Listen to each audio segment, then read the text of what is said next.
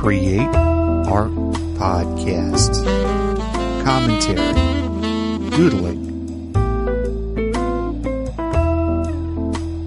Hello, friend. This is Timothy Keeman O'Brien, your head instigator for Create Art Podcast, where I use my over 30 years of experience in the arts and education world to help you tame your inner critic and create more than you consume. So, this year in 2024, I am using a similar thing that I did last year in 2023 and spilled over a little bit into 2024. And I am following a book called Make Fun a Habit. And that's by Mike Brennan, who runs the Creative Chats podcast. I actually interviewed Mike for my other podcast, which is called Find a Podcast About, and you can find that at findapodcastabout.xyz. And that's where I help you find your next binge-worthy podcast and outsmart the algorithm. But I was so impressed with the book, and it's a 30-chapter book. You can go through it in 30 days, and it's just reminding you to make fun a habit, just like the title of the book says. So what I'm doing this year is I'm going through each chapter, and I am going to present you what he presents in the book and give you some ideas of how you can, put fun back into your life and put fun back into your creative pursuits. This week, we're talking about doodling. Yeah, doodling. So a lot of us don't think of doodling as, artistic. It's just something that we do when, we're attending a meeting or, just mindlessly, at the coffee shop and just going, just something to spend the time with. And going to break this down for you as Mike breaks it down, but I'm also going to show you what it inspired me to do one day these past 2 weeks, because what I'm finding is when I go through this book, I get inspired to go ahead and do something. So with doodling, that's something that we all do, scratching on a piece of paper with a pen or a pencil or cocktail napkin, something like that. But if you think about doodling like this, it is a great way to start a project. So let's say you're, walking in the woods or just driving in your car or you're in a meeting or whatever it is, and you see something and you're like, oh, that would be awesome. You can just doodle that down. If you have a pen or paper handy or a pencil handy or a crayon or lipstick, whatever it is. It's a very low-tech way in our high-tech world. And you can see I like high-tech stuff. But it's a very low-tech way to get that initial idea on a piece of paper. And then you can go back to it and go, okay, I want to go back to that coffee shop and take a picture of the area because I want to, do a painting on it, or I want to go back to that coffee shop because I heard something really cool there and I want to do a musical piece on it. One thing that I do is I have on my phone, and we all have phones, but I have an app on my phone that gives me a drawing of the day. And basically, it's called Sketch a Day. And basically what it does is there's a community of people there and they do different mediums in drawing. And it'll give you a one-word idea for the day, and you do whatever you want with that one word. I think it's a great thing to do. Myself, for my morning routine, I do a little meditation for about 5 or 10 minutes.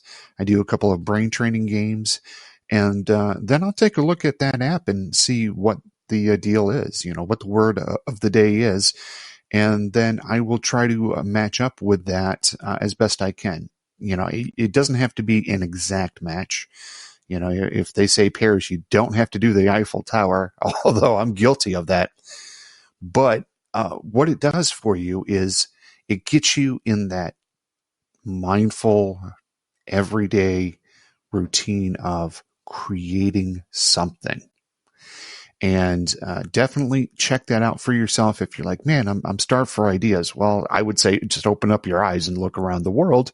However, you may need a little prompting. I need a little prompting. That's why I read the book. That's why I listened to Mike Brennan's podcast, Creative Chats, and and his talks with other artists and with creatives all around the artistic field, not just the artist. He talks with the people behind the scenes and all that. But it's something that I do to keep my creative juices flowing. And that's why I really like this book, because, it doesn't, you can just read the book. And quite frankly, that's what I did. I went straight through the book, read right through the book. And I was like, wow. And I kept on stopping myself after each chapter and going, I want to do that. I want to do that. The first chapter, if you were here with me 2 weeks ago, was soundtracks. I created a song for it. While I was going through the book, I was thinking, I don't want to do this every week. I want to do my show every other week. So that way I can really sit and marinate and have something pop out of each and every chapter. So by the time that I am done with this series, I will have 30 pieces of art ready to go. And then I can look back at it and go, wow, now I'm doing it every other week. I'm doing my shows every other week. So it's going to take a while to get through it. But I'll have 30 pieces of art at the end of that. And my full intention is to, ship it on over to Mike and go, hey, this is what you started, pal. And that's what I'm hoping this podcast does for you, because if you don't know about it, now you do. So Mike, what he does with this book is, he'll give a little page and a half story on whatever the idea is.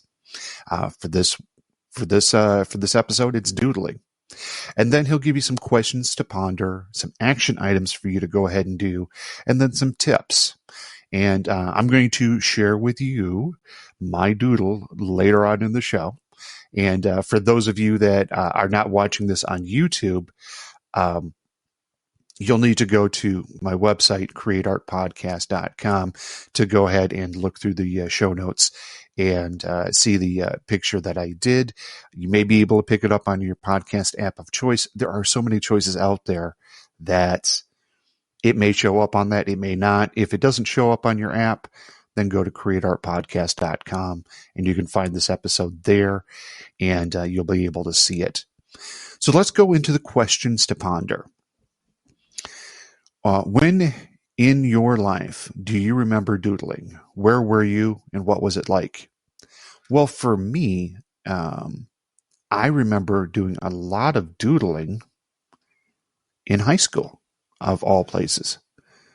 Yeah, high school. You're like, wait a minute. And I remember when I was in high school, I wasn't in a really good mindset. I'll just put it out there. I wasn't in the greatest of mindsets. And our high school mascot was the Jayhawk, Thomas Jefferson High Jayhawks, back in Rockford, Illinois. And I remember doodling that Jayhawk all the time. And now sometimes there would be a gun pointed to its head. Sometimes it would be something else. I was also listening to a band called Descendants. And they had this guy, Milo, in the band, who was the lead singer. And, one of the titles of their albums was Albums. I know I'm getting old. Milo Goes to College. And it's just a simple stick drawing of this guy with glasses on. And I remember drawing that over and over again, all over my notebooks and all over that. But that helped me, for some reason, kind of distract what was going on and all the bad stuff going on in my head. And I was able to get through high school. Obviously, I'm here sitting talking with you. And sometimes we can use doodling for that, just to, distract our minds and focus on what we need to be focusing on. And I really like that. And a lot of times in my poetry books, because I used to carry steno notepads with me everywhere. And maybe I really need to do that again. I don't know. I don't go a lot of places because I'm old and I have a full-time job, and I'm a dad and a husband, so I don't go a whole lot of places. But I do like to draw, and I actually, after I read this chapter, I went to Michael's, and I went and got some colored watercolor pencils, some pens, and some crayons, the oil pastel crayons. And that's how I made the drawing that I'm going to be showing you later on in the show. So just going through the book and thinking about it, I was like, yeah, I want to get kind of back to that, not to that bad mindset that I had in high school, but I want to get back into, always doodling, always having something around me that I can, jot ideas on and jot inspirations on. Next question is, what are your immediate objections to doodling? Write them down and doodle around them. I love that. And in the book, he gives you a space to doodle in the book. I don't have any objections to doodling. And I think some objections to doodling may be, well, it's a waste of time. You could be working on your art, but instead you're doodling on a piece of paper. Well, I think of that as you are working on your art by having that initial idea that you're doodling down on a cocktail napkin, on a piece of paper, on the back of a book, inside of a book, in a notebook, whatever you have around you. I think where we get a little bit lost is, well, it's not artistic. It's not a final product. It doesn't have to be. Everything that you create does not have to be a final product that is ready for public consumption. It can be different ideas. And already on this podcast, we have talked with somebody who has made their career. Well, Mike has made his career for doodling while a major conference is going on. He'll doodle things in there and then show them at the end.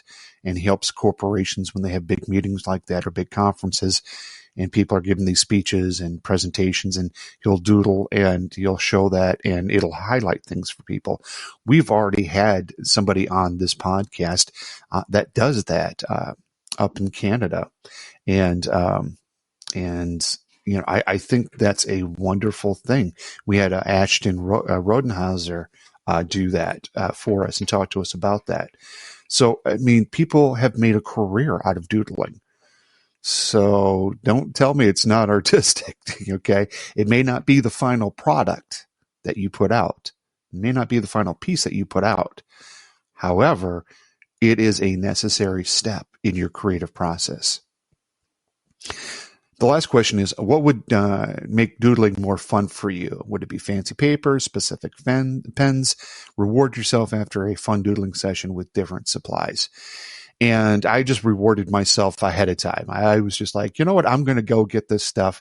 I have, like 2 sketch notepads in my art supplies, and they're just sitting there collecting dust. So I went ahead and did that. Now, where did I get ideas for doodling? Well, I get ideas in my head for doodling, but with the doodle that I'm going to show you, well, no, actually not the doodle that I'm going to show you, but the idea I got for that was on Sketch-A-Day.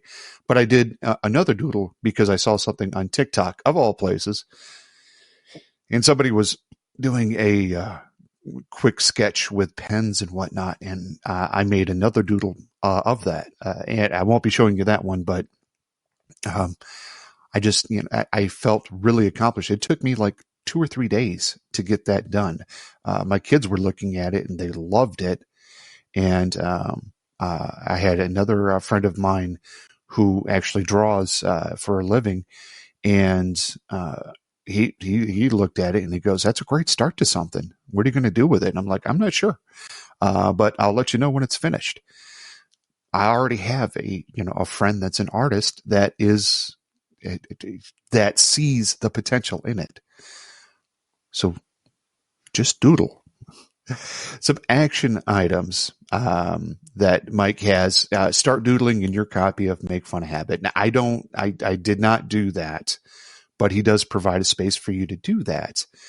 And my my wife is a huge bibliophile, shall we say. She loves books, but she will not dog ear a corner, won't fold a corner down. She uses bookmarks for every book. So in our house, we are not allowed to damage books unless it explicitly says in the book, you can go ahead and draw on this and damage it. We have kids. We have a lot of books. We don't want them to go willy-nilly all over the place and do that.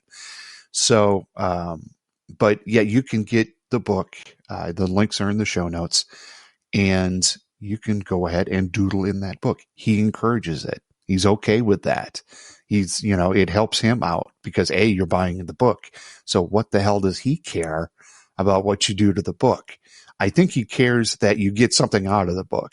But if, you need to go and doodle all over every page and paint over every page, fine. But did you get something out of it? Yeah, there you go. Unfortunately, I don't know how you would doodle over this podcast, but maybe if you're watching it on YouTube and you download the video and you put some doodles in there, let me know. And we'll get it on the show here for you. The tips that he has for you. First tip is use whatever materials that you have. I went to Michael's. I already had some sketch notebooks in my art closet. I actually have charcoal pencils, sketching pencils. I already had that handy. I just wasn't utilizing it. Whatever materials you have, you don't have to go to Michael's to do it. You got a pen or paper, pencil. There you go. You got a crayon laying around. There you go. Lipstick, knock it out. Okay. I'm not wearing lipstick today, but that's all right. But you can go ahead and do that for yourself, whatever materials. The second tip is there are no rules. So it can be whatever you want it to be. You can do a sketch a day. You can get that app for your phone. It's free. They have ads in it, but it's essentially free. You can get that to get inspired by it. And you can watch TikTok videos and do it that way. You can watch YouTube videos and get ideas for what you want to do. But there are no rules when it comes to doodling. The next tip is don't be afraid to experiment. That's what I did for my second doodle that I'm not going to show you this week. Maybe I should have, but I'm not going to. It's not quite ready yet for me to show it to you. But don't be afraid to experiment. And that's what I did with my second doodle. I experimented with something that I hadn't done before. And it felt very satisfying when I completed it. And just, try that for yourself. Especially if you're stuck, if you're, having the writer's block or the artist's block or whatever block that you may be having, give that a shot for yourself. Experiment with it. You don't have to show it to the public. You don't have to show it to me. But just give it a shot for yourself and see if that doesn't unstuck you. I don't think that's a correct word for that, but unstick you. There we go. See if that doesn't move you forward in your creative process. I like that. And then doodle whenever you feel like it. So this isn't something that you have to do in your morning routine. I don't do it in my morning routine every day. When I feel like it, yeah, I'll throw it in there. But I work from home. So work comes in sometimes hot and heavy all the time. Sometimes I'm just sitting there doodling my thumbs, playing a little PlayStation.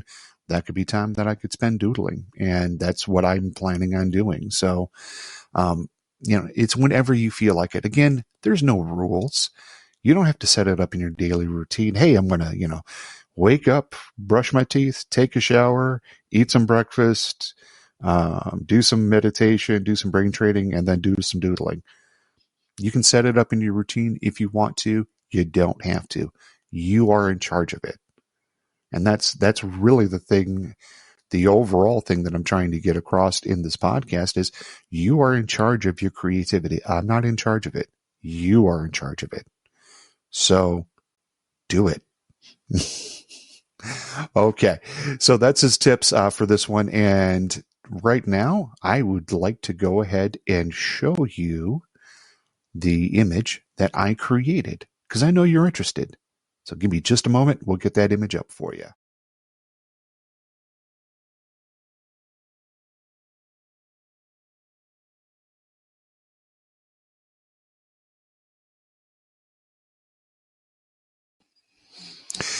So I gave you about, if you're viewing on YouTube, I gave you about 10 seconds, and if you're listening on your podcast app of choice, you're going to hear 10 seconds of silence, and that's okay. But for this doodle, the sketch essentially is what it is. The prompt for it was runes, and I'm not of Scandinavian descent, not a Viking. I do have the blue eyes and the blonde hair. Well, the no hair, but what I thought about it is I thought a lot about tattooing, and how people get runes tattooed on their bodies, and a lot of times they don't think about what those runes actually mean. I see a lot of people get Japanese characters or Chinese characters on their body, and they don't understand what those characters actually mean. So in this sketch, it's a man shirtless, without a head. For some reason, I like doing bodies without heads. I don't know what that is. But with a number of different runes that are completely made up.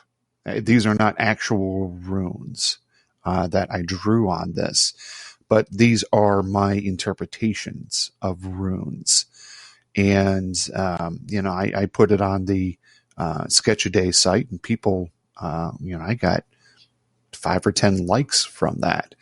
And I thought, wow, okay, it resonated with somebody. Somebody saw it, and there you go. Now, is it a perfect body? No, absolutely not. There's things wrong with it. It's not perfectly drawn. I am not known for my human anatomy drawings. I'm not known for my. If you've heard me before, and I know many of you have, I paint like a 4-year-old on crack. But hey, I'm happy with it. So stick with it, enjoy it. But with this drawing, I was just thinking, if I was to start making runes, if we didn't have any of this history and I wanted to make runes, these would probably be the ones that I would make. These shapes and turn into symbols, and they could mean something. Or they mean something to the person that put it on their bodies, to the man there that you're seeing that put it on his body, who doesn't have a head. I don't know why he doesn't have a head. I don't know why I don't like doing heads. I like doing heads by themselves. I like doing bodies without heads. I don't know what that means. If you're a psychologist, psychiatrist, or somebody that delves into people's brains, let me know what you think. I don't know what it means, but for me, it worked out just fine. And, some of those symbols there stand for trees. Some of them stand for earth, water, and sky. And that's what I was going for. What is the easiest representation, the simplest representation that I could go for earth, water, and sky? And that's what I did in this drawing. So take a look at it for yourself. Again, if your podcast app is not showing the picture, then you can go right to the website, and there you go. It's where you should be listening to the podcast from anyways. If you're on YouTube, you've seen the picture. I'm interested in your comments on it, so let me know what you think about that.